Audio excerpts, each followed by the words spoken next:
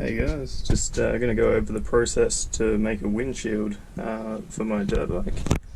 It's a pretty simple process. Basically just start by figuring out what kind of shape you want. I have ended up going with this kind of shape, drawn it out on the paper cover on top of the plastic. I know that it's the shape that I want because I already spent 4 hours making one, which is this one here. As you can see, there's a little bit of a problem. It's not see-through. So you can imagine how annoyed I was when I got to the end and peeled back the plastic and found that I couldn't actually use it. So this piece was only worth $2.50, that's Australian. Just an offcut from the plastic shop, the same as this one here and the other bits and pieces I've got over there. But you know, it took me a fair bit of time to make. I was a bit peeved. Today, this time I make one, I'm going to use a mask. Oh man.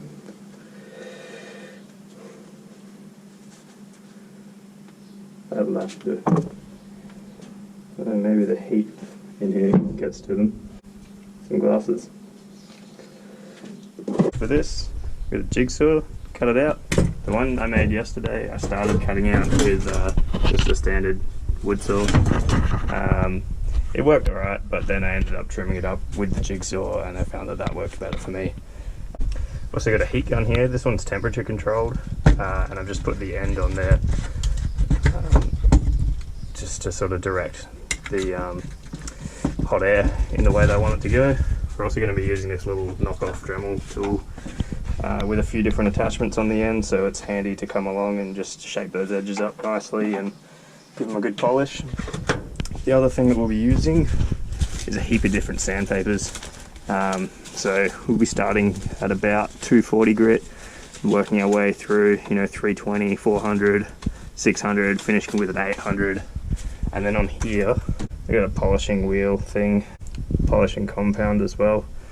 If you look on the edge of here, hopefully this camera focuses. It's got quite a nice edge on there. Sit about there.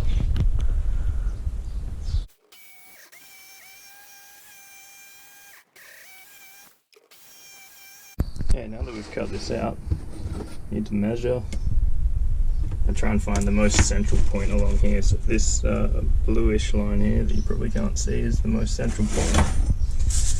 Grab some paper, and then with that paper, we want to tape it down on the center point so it can hinge. Alright, so now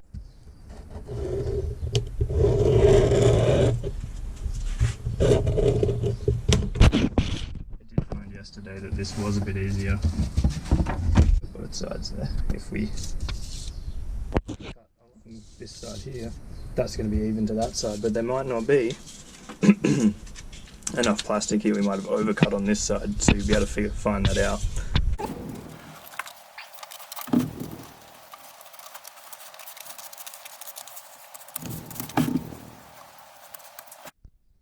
Okay, so I've cut that line out now, and you can see here that it's not quite on the line that I've cut, but it doesn't matter because if you come over the other side, this is actually the thinner side out of the two. So what we'll have to do is just come and mark this side as well.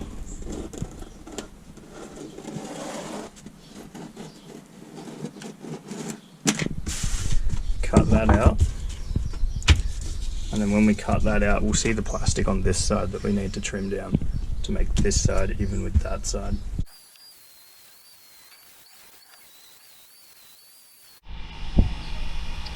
Now that we've cut this out and made it all symmetrical, it's time to get sanding, starting with a 240 grit.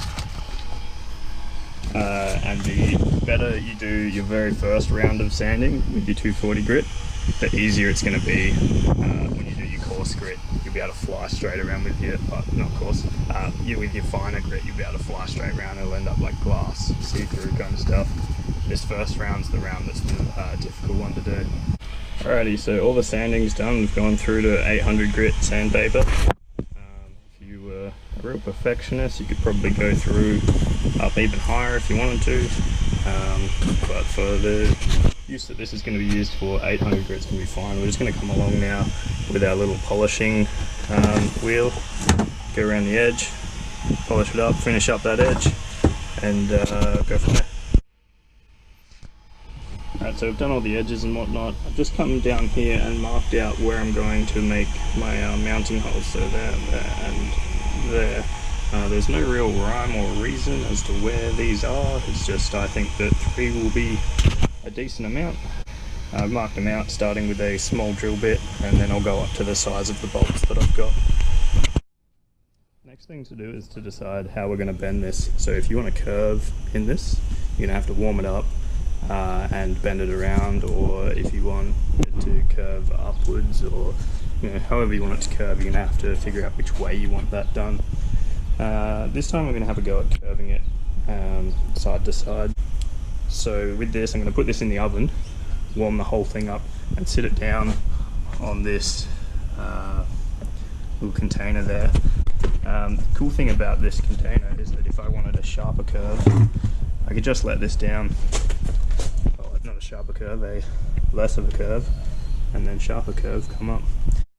Alright, so this is going to go in the oven so that I can handle this once it's hot without getting fingerprints and whatnot all in it, because it's going to be quite susceptible to moving while I take it out of the oven. I'm actually going to put it on this silicone tray here, and then this silicone tray is going to go on top of this metal baking tray there.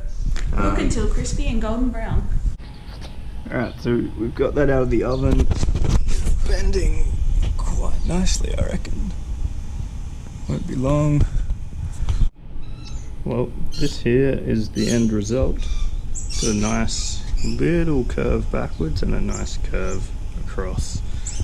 Pretty subtle, but just what I was after pretty much. So it fits along the front there pretty good. And look at that, it's actually clear.